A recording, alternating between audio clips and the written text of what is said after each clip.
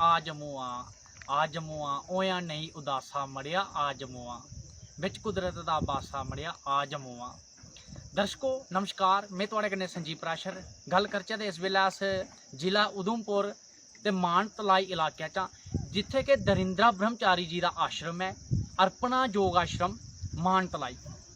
और जेडे योग ऋषि होए इनका जेड़ा हैलीकॉप्टर हा वो क्रैश होया है इत्थे मानतलाई विच। ओहदे जेडे जज दे पार्ट न वो अहीं भी इत्थे पेदे न। और उस वेले दी जेड़ी दिखने की डिवेलपमेंट लभदी है, काफ़ी डिवेलपमेंट इत्थे दरिंद्रा ब्रह्मचारी जी ने कीती दी है। और अस दिखने इत्थे जियां चिड़ियाघर विच जानवर दिखने अस वो भी इत्थे रखे गेदे न। और उंदे जमाने दी उस वेले इत्थे बिल्डिंग बनाई ही उन्हें, वो भी इत्थे बनी दी है।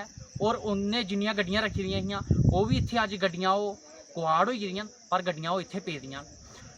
पर 2-3 बरे पहले इत्थे इन्नी डिवेलपमेंट दिखने की नहीं ही लब्भा करदी, पर हूँ जिहड़ी इत्थे डिवेलपमेंट है वो काफ़ी होआ करदी है। असें अज लगभग 3 बरे बाद आया तो दिखा इत्थे काफ़ी डिवेलपमेंट, काफ़ी तरक्की इत्थे लब्भा करदी है। आओ तुसें इत्थों दे अस किश विजुअल दस्सने आं।